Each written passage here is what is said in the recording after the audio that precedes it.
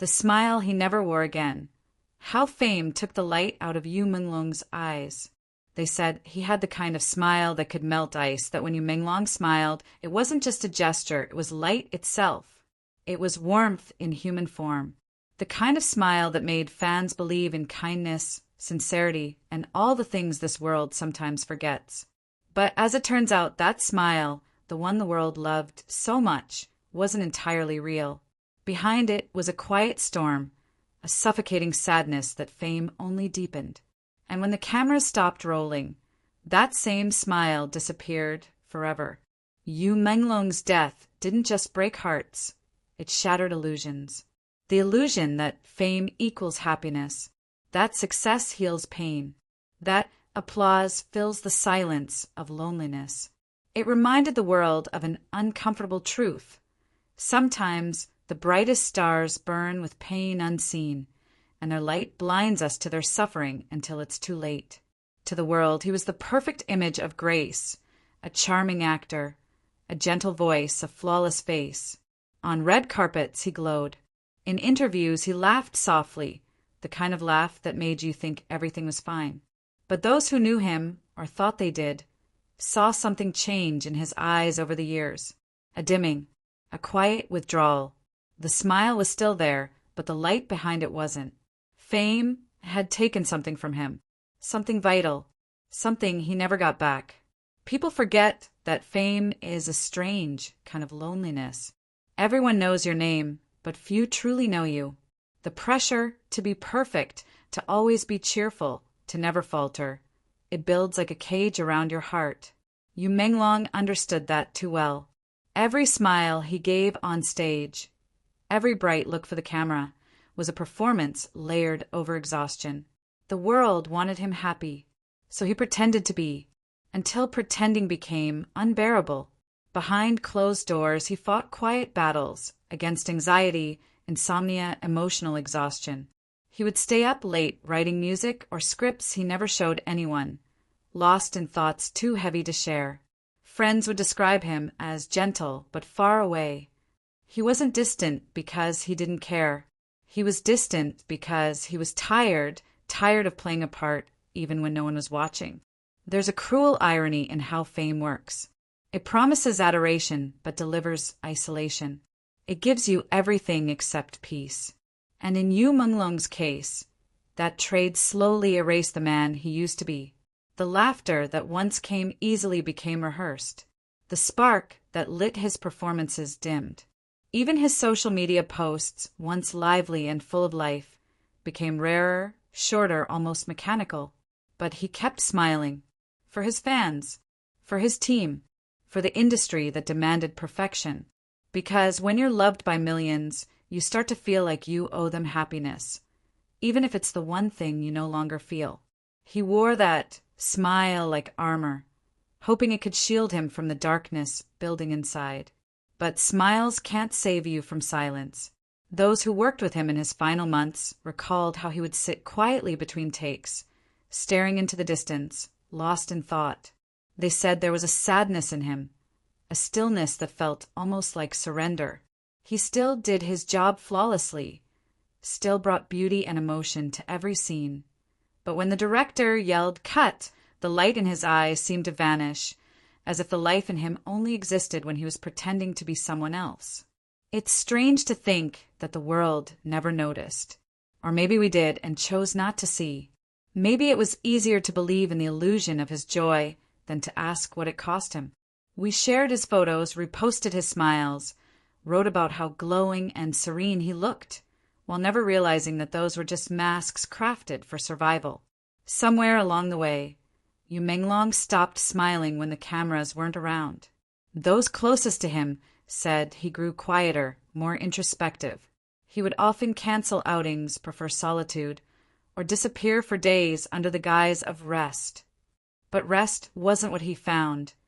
Only more time to think, to remember, to feel everything he'd been avoiding. His death felt sudden, but maybe it wasn't. Maybe it was years in the making. A slow unraveling hidden beneath practiced grace.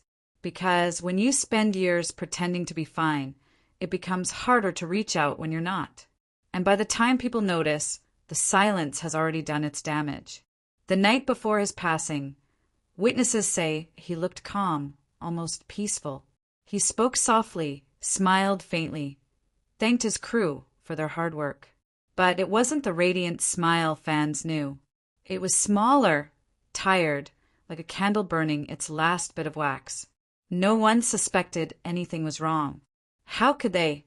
The world had taught him too well how to hide pain behind charm. And when he was gone, the world scrambled to make sense of it. Headlines flooded with disbelief. Fans wrote long letters, begging for it not to be true. Old videos of him smiling resurfaced, captioned with heartbreak. But maybe that's the cruelest part. Those very smiles that made him loved were also the ones that hid his pain. In the days that followed, stories emerged about his struggles with pressure, his quiet reflections on the meaning of success, his exhaustion from being perfect. One of his close friends once recalled him saying, "People don't want the real me, they want who they think I am." That sentence, in retrospect, feels like a whisper from the edge, a cry for understanding that never reached its destination. Fame has a way of hollowing people out, replacing authenticity with performance. It's easy to get lost in the applause, to forget what your own voice sounds like. Menglong spent years giving the world beauty, joy, and emotion, but forgot to save some of that warmth for himself. His death wasn't just the end of a life, it was the final chapter of a long struggle between the man he was and the image he had to be. His fans still remember the way he smiled. They replay his interviews, his dramas, his songs. But maybe now, when they see that smile, they'll understand it differently. Not as a symbol of happiness, but as a reminder of how fragile humans can be, even the ones who seem untouchable. If there's any lesson in his story, it's that we must learn to see beyond the surface, to realize that fame doesn't erase pain, that kindness doesn't always mean contentment, that behind every perfect smile, there may be someone silently begging to be seen, not as an idol, but as a person. Menglong's light hasn't truly gone out. It lives in the people he inspired, in the emotions he made others feel. But it's hard not to wonder what might have happened if anyone had looked a little closer. If someone had asked, "Are you really okay?" and meant it. If someone had told him he didn't have to keep smiling just to be loved. In the end, his story is a quiet tragedy dressed in beauty. A reminder that sometimes the brightest smiles hide the darkest nights. And the people who make the world feel lighter are often the ones carrying the heaviest weight. Menglong's smile lit up millions of screens. But in his final days, that light dimmed into something softer, sadder, and painfully human.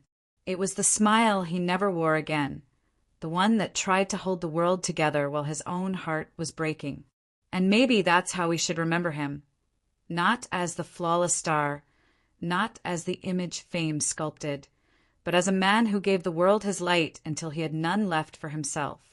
It was strange how the world remembered him, frozen in moments of joy, laughter, and effortless beauty. The clips replayed online were all the same, Menglong laughing under studio lights, waving to crowds, bowing at award shows. No one posted the in-between moments. The long car rides home when the cameras were off, when his laughter faded into silence. Those quiet seconds, when his smile slipped away and his eyes grew distant, told a different story, one that fame didn't want anyone to see. There was a time, not long before the world knew his name, when Menglong was just a young man with a dream. He wasn't chasing fame, he was chasing meaning. Acting was his escape, a way to feel something real in a world that often felt cold. His early performances were raw, emotional, full of that hunger only dreamers understand. But the higher he climbed, the more the industry demanded from him. Not truth, but perfection. The more they loved him, the less room there was for him to be human. Everywhere he went, he carried expectations heavier than any award. His smile became his trademark, a silent contract between him and the world. I'll keep smiling if you keep loving me. But what happens when the smile starts to hurt? When your reflection begins to feel like a stranger? When every day feels like another performance you didn't sign up for. Those closest to you, Menglong said he would often stare at himself in the mirror for long stretches of time before events, fixing his tie, adjusting his hair, practicing that signature smile. Sometimes he'd whisper to his reflection, "You can do this." But the words sounded hollow, like he was trying to convince himself to keep being someone he no longer recognized. The price of being adored is invisible, but it's real. Fame had turned him into an image, flawless, composed, endlessly kind. But behind that image was a man suffocating under expectations. He couldn't be sad. He couldn't be tired. He couldn't fail. Every time he faltered, headlines screamed louder than his own thoughts. So he learned to bury his emotions deep enough that no one could reach them, not even himself. There's a story a crew member once shared, a moment that in hindsight feels like a whisper from the end. It was during the filming of a romantic scene, one of those slow, soft moments where he was supposed to smile at his co-star with warmth. The camera rolled, the light hit his face, and he smiled perfectly. But as soon as the director said "cut," he turned away, eyes glistening, and muttered something almost no one heard. "I wish I could feel that for real again." That small sentence carried the weight of years, the exhaustion of pretending, the ache of feeling everything and nothing at the same time. The world only saw the perfection. But fame is not a blessing. It's a mirror that distorts. It shows you what everyone else wants to see, while hiding what's killing you inside. Yu Menglong was loved by millions, yet deeply alone. He could fill concert halls with fans and still feel unseen. Because fame doesn't replace connection. It often destroys it. He used to write late at night, scribbling thoughts on napkins or in half-filled notebooks. Words like "I miss myself" or "I can't keep this smile forever." He once told a friend that he feared disappearing, not physically but emotionally. That one day he'd look in the mirror and not recognize the man who smiled back. That day might have come sooner than anyone expected. The entertainment world thrives on illusion. It loves its stars bright but silent. It teaches them that vulnerability is weakness and sadness is unmarketable. So Yu Menglong learned to wear his mask perfectly. Even when his health began to falter, even when he grew pale and weary, he smiled for every fan photo, every interview, every curtain call. He didn't want to disappoint anyone.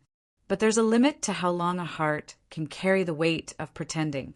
His final public appearance was hauntingly beautiful. He looked poised, elegant, composed. Yet if you looked close enough, really close, you could see it. That emptiness in his gaze, like he was already somewhere far away. When he smiled that night, it wasn't joy, it was farewell disguised as gratitude. After his passing, people started piecing together the signs. The missed calls, the withdrawn messages, the moments he'd disappear without notice, saying he just needed a little quiet. That quiet, it seems, became his only peace. One friend revealed that Yu Menglong once confided, "Sometimes I feel like my smile belongs to everyone but me." That sentence alone could break 1,000 hearts. Because how cruel is it to give the world joy while losing your own? To make others believe in hope when you've stopped believing in it yourself? The tragedy of Yu Menglong's story isn't just his death. It's that no one noticed he was fading until he was gone. It's that we saw the light but ignored the shadows. We adored the beauty but overlooked the pain. His absence left a silence that words struggled to fill. Fans still gather to celebrate his memory, to post his photos, to replay his interviews. But the truth lingers in the air like smoke. We only loved the version of him that smiled. We didn't ask what it cost him to keep doing it. If you close your eyes, you can almost imagine him now, sitting somewhere quiet, away from flashing lights and endless noise. Maybe he's finally at peace. Maybe he's smiling, but this time for himself. A real smile, soft, unforced, free. His story will echo for years. Not just because he was beautiful or talented, but because he reminded us that behind every perfect picture is a person fighting unseen battles. Menglong's legacy isn't only in the art he left behind.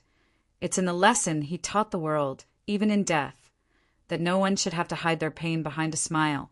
The man who once lit up the world was dimmed by the very light that made him famous.